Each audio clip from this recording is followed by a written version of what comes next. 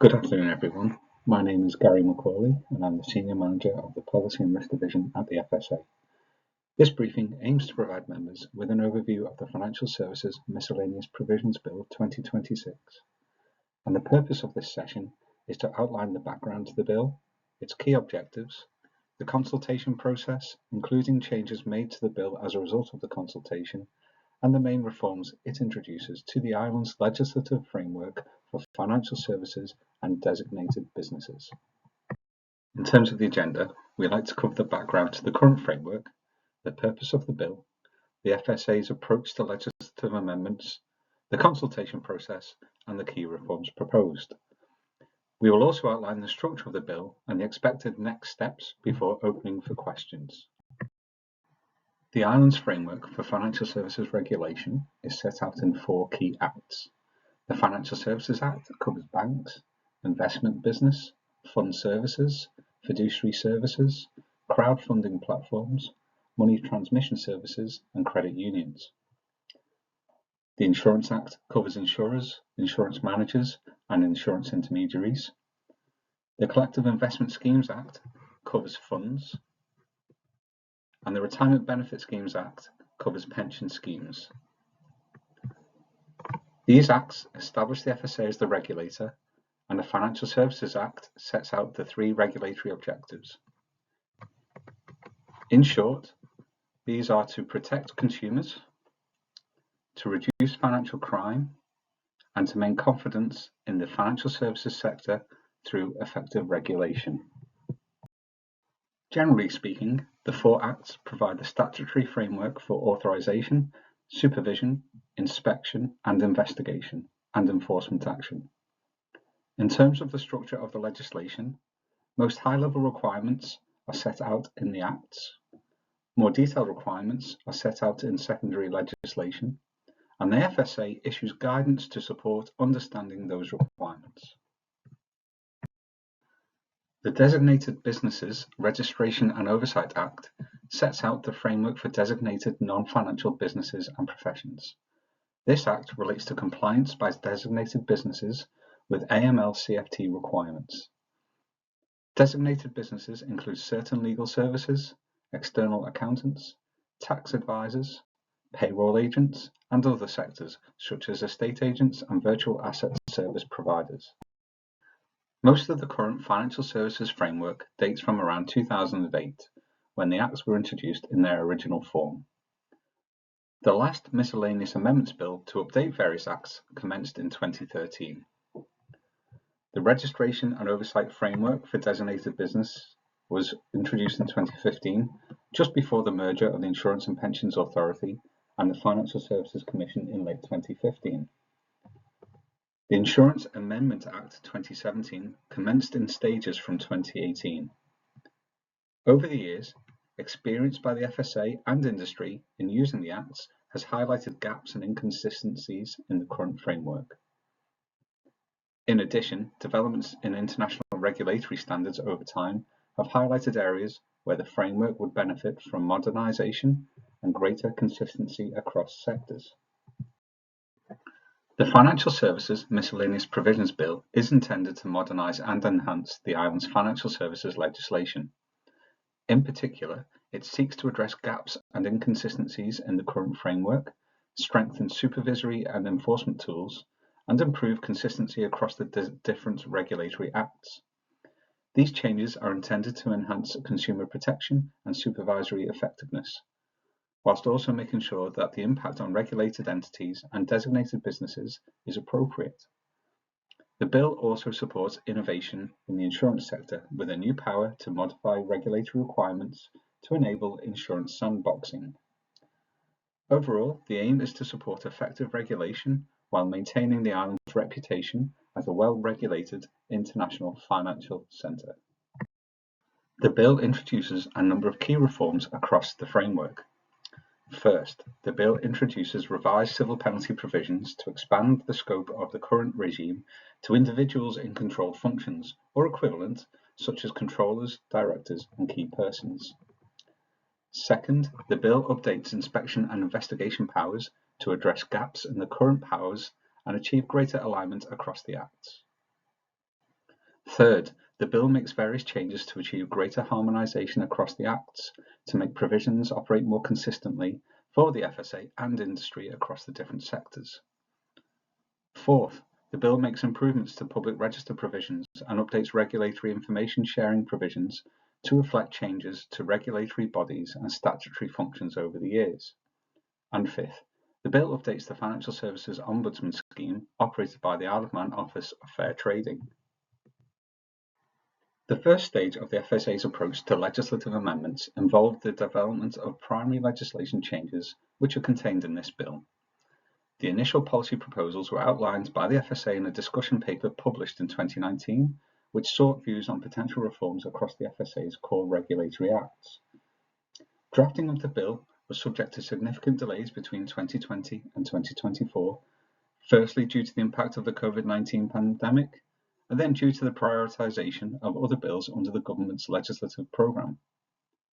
Drafting work picked up again in late 2024, and a consultation-ready version of the bill was prepared in Q2 2025. The bill now provides the statutory foundation for the updated regulatory framework. A formal consultation on the draft bill was conducted between the 27th of June and 1st of September 2025. The consultation received 36 responses from a range of stakeholders, including regulated firms, industry associations, and other interested parties. The feedback statement, summarising the consultation responses and the FSA's approach, was published on the 14th of April 2026 and reflects the content in the final bill as introduced into the branches of Tynwald. The consultation generated feedback on almost all the clauses in the draft bill, which took a significant amount of time to consider.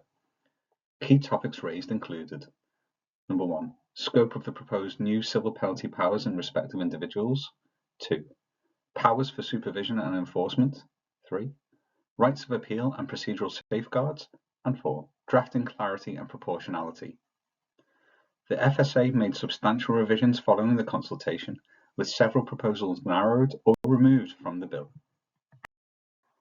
Following the consultation, the FSA worked with the drafter to make changes to the bill, refining the provisions in response to consultation feedback and improving clarity and proportionality.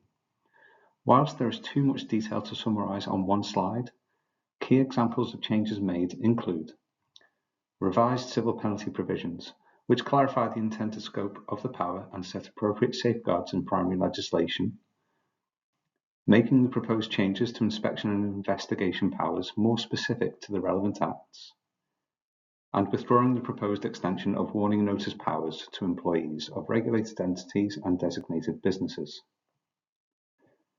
The feedback statement includes an executive summary at the beginning, highlighting the key themes from the consultation and the resulting changes. It also includes a table of clauses which summarises the original proposal, consultation responses received, and the outcome in the final bill. It is a long document, but we hope it evidences how seriously the FSA has considered responses to the consultation and made changes to the bill as a result.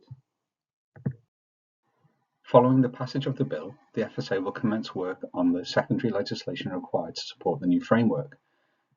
This will involve consultation with industry on detailed provisions and implementation arrangements, together with the development of guidance and supporting materials.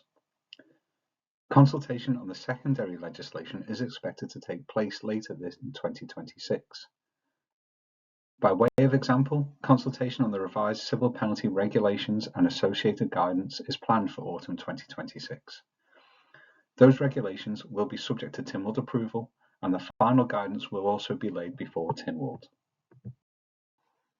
This slide provides a high-level overview of the structure of the bill. The legislation is organised into 6 parts. Parts 2 to 5 introduce amendments to the FSA's 4 core regulatory acts, while Part 6 contains miscellaneous amendments. Part 6 includes amendments to the civil penalty provision in the Retirement Benefit Schemes Act to align with proposals for other FSA legislation. Part 6 also includes amendments to the Companies Act 1931 in respect of the disposal of company documents and the repeal of the Fiduciary Services Act 2005. The following slides summarise the main categories of reform introduced by the bill. One of the central reforms is the introduction of revised civil penalty provisions.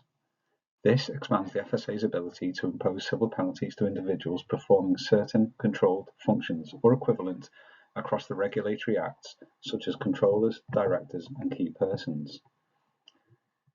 This power is being expanded so the civil penalties can be used as part of a range of effective, proportionate, and dissuasive sanctions for significant and material contraventions by individuals in key positions.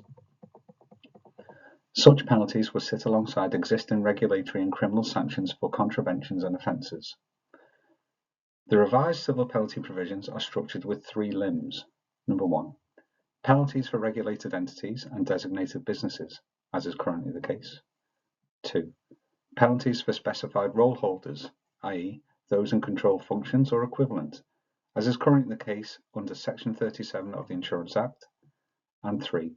Penalties for any person in breach of a prohibition, for example, someone carrying on a regulated activity without a licence.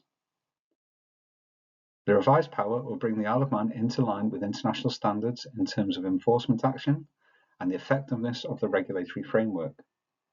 It will also bring the island up to speed with other comparable jurisdictions that have had civil penalty regimes for individuals for some time.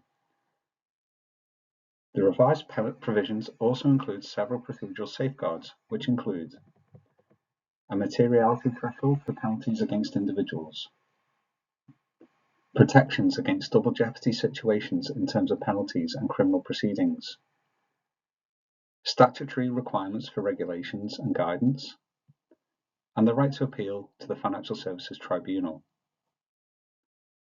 Moving on to other topics, the bill also strengthens inspection, investigation, and information gathering powers to ensure the FSA has clear statutory powers to supervise regulated entities, designated businesses, schemes, and is able to obtain relevant information from connected parties. Another key objective of the bill is to improve consistency across the regulatory acts. Comparable supervisory and enforcement powers are aligned across the framework, helping to reduce interpretative risk and support consistent regulatory outcomes. The bill also modernises aspects of the Financial Services Ombudsman Scheme, including extending the complaint awareness period and updating the maximum compensation award. The bill also introduces measures aimed at improving transparency and public confidence in the regulatory framework. These include updated public statement powers, clearer provisions governing the retention of former licence holders on public registers, and clarification of regulatory information sharing gateways. In addition, the bill includes several structural and technical reforms, including the repeal of the Fiduciary Services Act 2005 and updates to terminology and definitions across the legislation. The legislative process is currently underway. The bill was introduced into the branches of Tynwald on the 31st of March, beginning with first reading in the House of Keys. The bill had its second reading in Keys on the 28th of April and is due to have its closer stage on the 12th of May. As the bill progresses, the FSA will start preparing the secondary legislation required to support the framework, beginning with the civil penalty regulations and associated guidance. As I mentioned earlier, the consultation for this is currently planned for autumn 2026. The FSA also intends to review the operation of the changes made by the bill approximately 12 months after the bill is implemented. That brings us to the end of the presentation. Thank you for your time and attention. I hope this presentation has provided you with a good overview of the background of the bill, its purpose, the FSA's approach, and the changes made in response to the consultation.